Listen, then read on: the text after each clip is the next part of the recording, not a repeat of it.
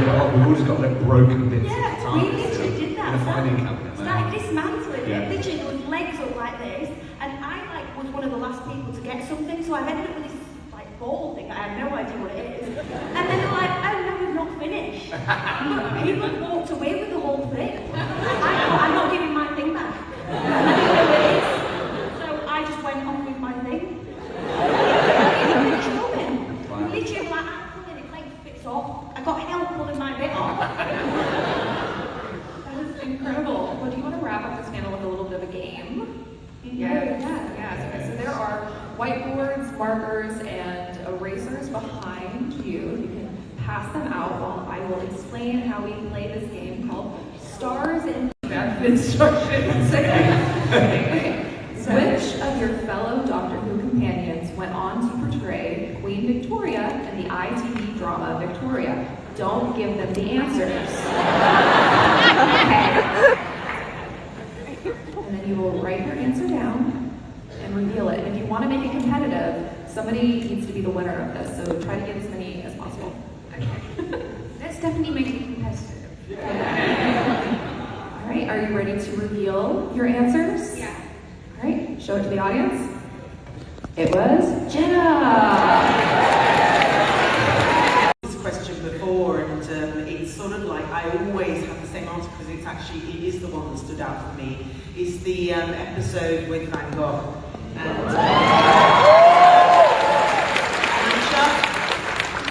it sort of breaks my heart because I feel like that man never knew, and here Stephen Moffat, was it Stephen you wrote it? It was Richard Curtis. Oh, was it Richard Curtis? Wrote this incredible story. I mean, I didn't care too much about the alien, but it was the ending where they brought Van Gogh to the gallery and he stood there amongst the people and you know, saw them in awe of his paintings and his work. And that just, it really hits home to me. I don't know, it just makes me sad for him. And I wish we could do that. I wish we could somehow bring him to a gallery and he can see how loved his works are. I had a moment that's quite similar to yours actually when we did Rosa Parks because it was a historic moment. It felt really special to be proud of bringing that genre, like that issue into like the sci-fi genre. And I thought Vanette Robinson was so brilliant and the music, and we'll film it in South Africa. And I just thought it was such a special moment in my career that I think I'll always remember.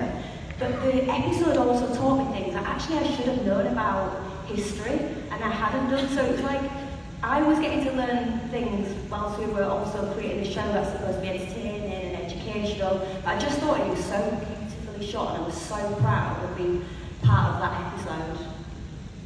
Anybody else?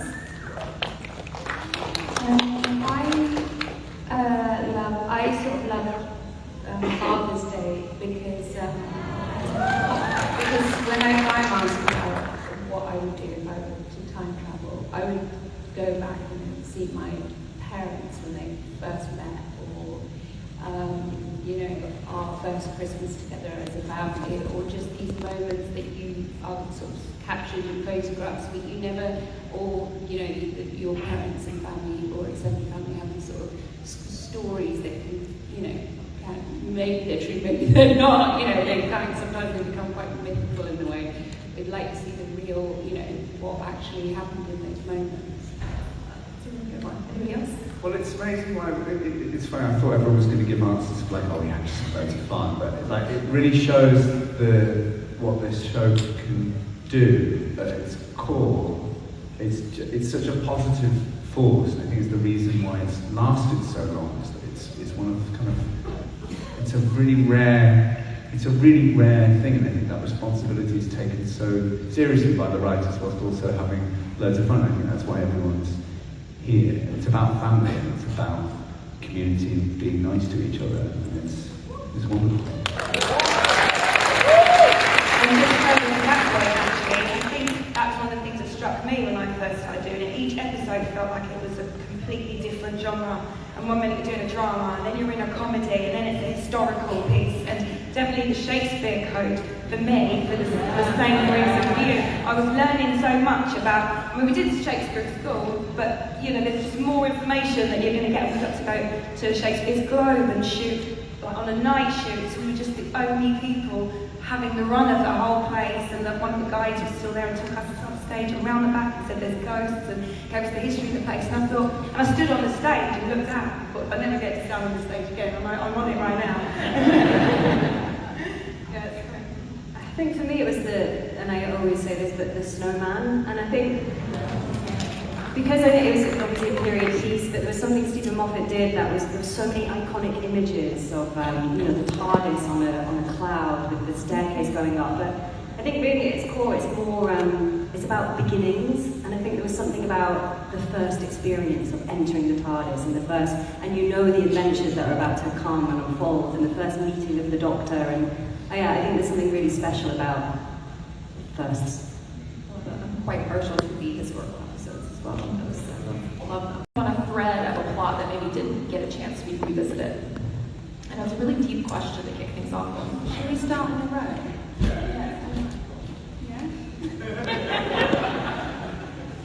I would wish I could have done the musical numbers that they're now doing on Doctor Who.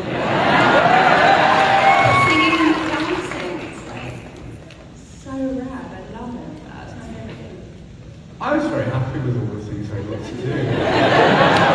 I mean, like, I really do mean, like, I always make something up for an answer for this question that I don't really mean, and I'm trying to be more truthful in my life. And I was just very, very happy and grateful for all the mad stuff that I got to do. So yeah, I don't wish for any more.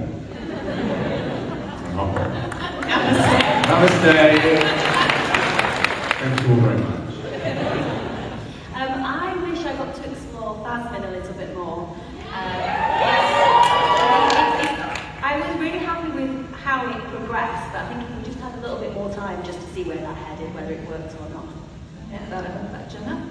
I'm going to be really fickle and say I wish I got to do more Doctor Who on tour, because you guys, you've just been to Utah, you've been to Italy? We went to Croatia, Spain, Utah, New York. Yeah, so I wish I got to do a bit more Doctor Who on tour, but what I am really glad I got to do was Doctor Who 3D, because we all got to finger point a lot. That was very satisfying. Hi guys. I think I would have liked to have well, do you know, like, anytime you get asked if you have a superpower, what would it be? I've always said fly, everybody says fly, right? But I would actually really like to have a chance to do it for fake on a show and get, like, strung up on those wires and get flung around. David did that in last time. Did you get I wanted to do it, and he was gliding down the ropes, and it looked like so much fun, and then he got mighty witchy, and I was like, those of us down here are attacked, so maybe it's fine. I have to say, it was awesome flying through the universe, and it was spectacular, it was great. I would have loved to have worked with Captain Jack. Maybe one storyline, one episode, but then it would have had to have been called Dr. Blue. Something I love is that for a moment, because obviously you're used to running down corridors and it's all like spontaneity, and then I went and did something completely the opposite, which was nice. It's nice to keep switching it up. Well, as you know, with the conventions, when we book on to say that we're coming, and then suddenly the plans change, it is genuinely because our work changes so frequently. 1 minute we're attached to something and then it goes away, or something comes out of the blue and then you're on board, and so you never really know. So actually, I was meant to, I don't know if I've said this before ever, but I was meant to go to Torchwood full time actually after. Whereas I was the character that just sort of dips in and out. So in a funny sort of way, it was sort of just Doctor Who was part of the variety of my sort of working career. So I didn't have, and but I certainly didn't have that moment of, oh my God, what do I want to do after Doctor Who? Because Doctor Who was just part of that sort of smorgasbord. Now, who's ready to help me throw out some T-shirts into the audience as we wrap up? 6 months on, 6 months off. What were you looking for? 10 months. 10 months, yeah. I was looking for something radically different. I was looking, my choice was quite reactionary. I wanted to do something that was not a family show. Because I was finding like the pressure of being in a family show quite a hard thing. So I sort of wanted to just really get away from that, which I succeeded. And also just trying something very different, character-wise. Yeah. You did theatre afterwards, right? Yeah, I've always done a lot of theatre. That's why I never thought I'd be on comedy. I started acting to be on stage, so I went back and did a lot of theatre afterwards. I just like doing very different things. Like if I've done something, then I would like to always kind of want to go in the opposite direction. I think I wanted to do something that draw the story a lot more than my character, because for I think a lot of the times she was there to help the Doctor and stuff like that, and then she started to find her role by the end of the series. And I think as an actress at that point, I've done that for a few years, and I was like, I'm ready to be at the forefront. And then I got super, super picky. And then now I think on reflection, I shouldn't have been that picky. Like you don't have to be at the forefront of something to drive the storyline and be part of the storyline. But I have this big thing about always trying to do something different, and actually, you could play something relatively similar, and just like you were saying earlier, if you change the pace of how you speak and tonally, they're never really going to be two people, two same characters. So there was a lot of, I've only been out a few years, I went into theatre, but there's definitely some things that, like going forward, I need to reassess. There's something about, because it's such a lovely bunch of people, the writing's so good, like you're quite spoiled on it, so you want to, I think something I learned from it is yeah. I'm just so confused. Are we ready?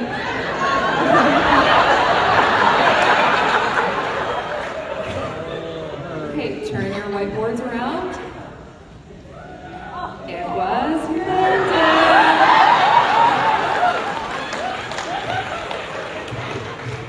So I'm not sure who won that one. I think you won that one. Sorry, I digress. See, I did Dr. Hawk. Dr. Elizabeth Corday, yes. What did you pick? Did anybody get it? Close. I'll give you a half point. If only I had been called Dr. Arthur wrote Dr. Sexy. All right, next up. Which of your fellow Doctor Who companions starred as Belle in Secret Diary of a Call Girl after leaving the TARDIS? Who doesn't know that one?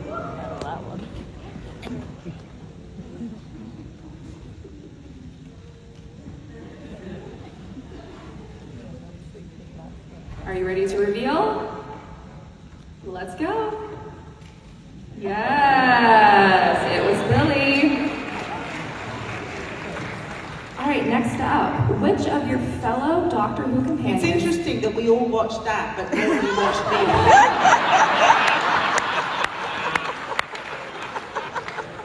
I did! Which of your fellow Doctor Who companions later joined the cast of Law & Order UK? Ooh, I don't know that one. Is it Freema? I think it is. Man, I'm not sure. No cheating. Are we ready? All right, turn it around. Let's see. Yes, it was Freema.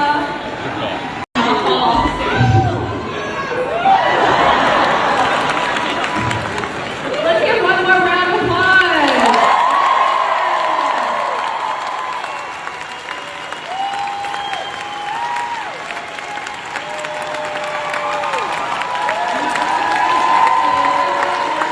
Thank you all